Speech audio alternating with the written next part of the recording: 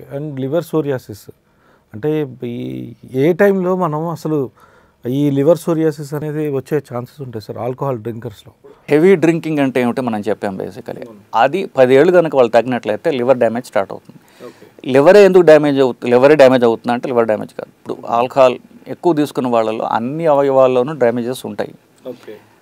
For example ఇప్పుడు alcohol కనుక heavy drink చేసిన వాళ్ళలో బీపీ విపరీతంగా పెరుగుతుంది. బింజ్ డ్రింకింగ్ చేసినట్లయితే ఆ బీపీ కొనసాగుతుంది, అట్లా వెంటనే తగ్గిపోతుంది. అది నెలల తరబడి అట్లా బీపీ ఉండే అవకాశం ఉంది వాళ్ళకి అట్లాగా. సో గుండె మీద చూసుకున్నట్లయితే గుండె కండ వీక్ అవ్వచ్చు, గుండె బలం తగ్గచ్చు. బ్రెయిన్ మీద నేను చెప్పని అవసరం లేదు. ఇదంతా ఉన్నా కూడా శరీరంలో ఆల్కహాల్ని ప్రాసెస్ చేసే ఆర్గన్ లివర్ మాత్రమే. సో డ్యామేజ్ ఫస్ట్ లివర్కి వస్తుంది బేసికలీ.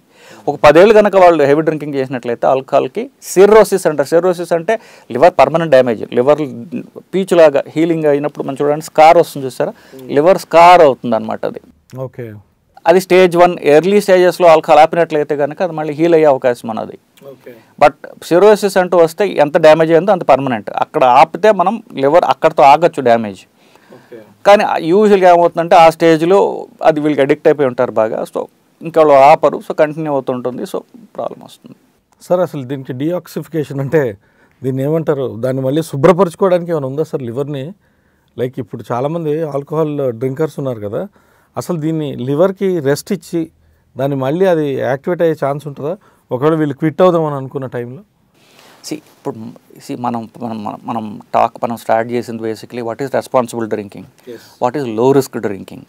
సో లో రిస్క్ డ్రింకింగ్ చేసినంత వరకు లివర్ ఇప్పుడు మనం ఒక షాట్ అంటారు చూసారు, ఒక షాట్ ఆఫ్ స్పిరిట్ని లివర్ సేఫ్గా ప్రాసెస్ చేయగలదు. అంతకంటే ఎక్కువ అయితే దానికి ఎక్కువ ప్రాబ్లం వస్తుంది బేసికలీ. సో రెస్పాన్సిబుల్ డ్రింకింగ్ చేయొచ్చు. రెస్పాన్సిబుల్ డ్రింక్ చేసినంత వరకు లివర్ డ్యామేజ్ ఉండదు. ఎర్లీ స్టేజెస్ ఆఫ్ సిరోసిస్లో కూడా మీరు డ్రింక్ తగ్గించినట్లయితే కనుక లేదా ఆపేస్తే మరీ మంచిది. ఆపేస్తే కనుక లివర్ డ్యామేజ్ అక్కడితో ఆపుకోగలరు మీరు. అక్కడ తర్వాత ప్రాబ్లం అక్కడ ఏంటంటే వీళ్ళు ఎడిక్ట్ అయిపోయి లివర్ వాళ్ళు ఆపుకోలేని స్టేజ్లో వస్తే లివర్ డ్యామేజ్ పెరుగుతుంది. సివియర్ సిరోసిస్ ఉన్నప్పుడు ఇప్పుడు యాక్చువల్లీ లివర్ ట్రాన్స్ప్లాంట్లు వచ్చాయి. సో లివర్ ట్రాన్స్ప్లాంట్ సర్జరీ ఒక సొల్యూషన్ దానికి. అంటే లివర్ ట్రాన్స్ప్లాంట్ చేసుకుని మళ్ళీ తాగబని కాదు basically. So cirrhosis of liver already వచ్చిన వాళ్ళకి ట్రీట్మెంట్ ఉందా అని క్వశ్చన్ అడిగితే కనుక లివర్ ట్రాన్స్ప్లాంట్ చేసుకోవచ్చు. ఇలాంటి ఇంట్రెస్టింగ్ వీడియోస్ కోసం తప్పకుండా మా ఛానల్ని సబ్స్క్రైబ్ చేయండి.